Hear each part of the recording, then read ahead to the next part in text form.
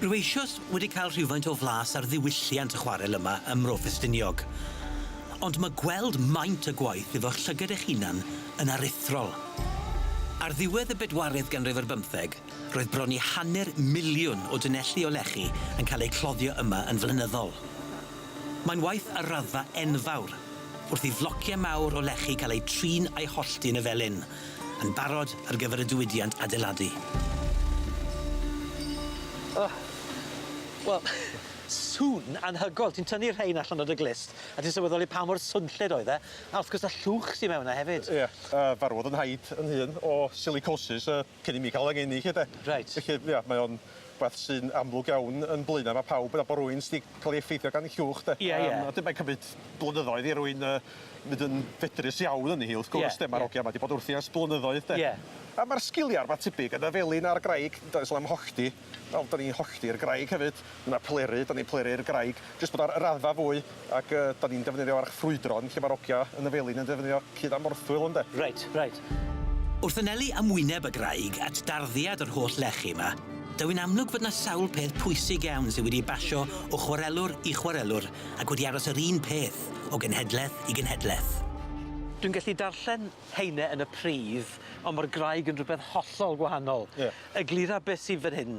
Wel, mae gen i nifer o wahanol wendida yn y graig, a gwendida yma da ni'n mynd ar ôl i weithio'r graig, hyd e. Ie. Mae'r sgiliau, yr fath ac oedden nhw, canrifoedd yn ôl, oedd yr hen greigwrs yn defnyddio, hyd e. Da ni'n gorfod defnyddio union yr un rei mewn ffordd, de. Reit. Ar y gwylod fan hyn, mae gen i slont. Slont? Slont o dan yn traed. Ie. Sy'n wendid, lle neith y slediad mewn ffordd. Reit. Wthio oddi ar. Gwendid naturiol felly hwnna, ie? Ie, dan yn traed fan hyn. Reit, ie. Mae hwn yn pleriad sydd wedi cael ei dyllu a'i danio. Reit. A dyn, mae'n enghraifft fama o cefn naturiol, mae hwnna'n wendid naturiol yn y graig. A dyn, mae hwn yn mynd mwy tha troed, sy'n mynd ar draws. Mae yna iaith hollol newydd fan hyn, yn oes?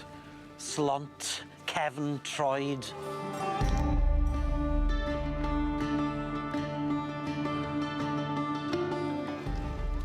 Mae Chwarel Cwt-Y-Bugail yn parhau ar traddodiad anrydeddus o gloddio llechi yma yn Ffestiniog. Mae nifer o'r gweithwyr yn dod o linach hir o chwarelwyr, lle mae darllen y graig bron yn reddf iddyn nhw. Sut wyt ti'n penderfynu ble i roi y ffrwydrau fel wyt ti'n gallu cael y llechi yma lawr, te? Da ni'n chwilio am y cefna naturiol, mae da ni yn chwilio amdan y gwendida. Reit. A bod ni'n neud cerrig to, da ni'n sio'r garag ddod hwnna yn un bloc mawr, dim yn darna seis yn dyrna ni'n, de. Ie. Ges ni'n chwilio, wrach ar dop y graig gwan. So ni wrach yn ffidio cefn yn tua fan hyn. Wel, so ni'n rhoi twll y fama efo'r cefn. So ni'n mynd cymryd gafal arall, wrach lle nad oes na gefn. Reit. A dyn ni'n tanio hwn, os ni'n cael 2 blocyn am un glec mewn ffordd, ynde. Reit. Dwi'n deall. Wel, dwi'n dachrau deall.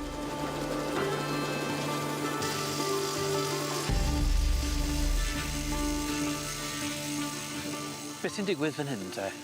Ia, lle mae Llion wrthi'n tyllu'r twll ola wan. Ie. Mae'n tyllu lawr am y slont. A dyn y gobaith ydy fydda ni'n cael y blocia allan. 2-3 yn gobeithio. Ar ôl y glec, a da ni bron yn barod i danio wan. Felly fydd yn ffrwydro allan o'r tylle hir yma wedyn, ie? Bydd.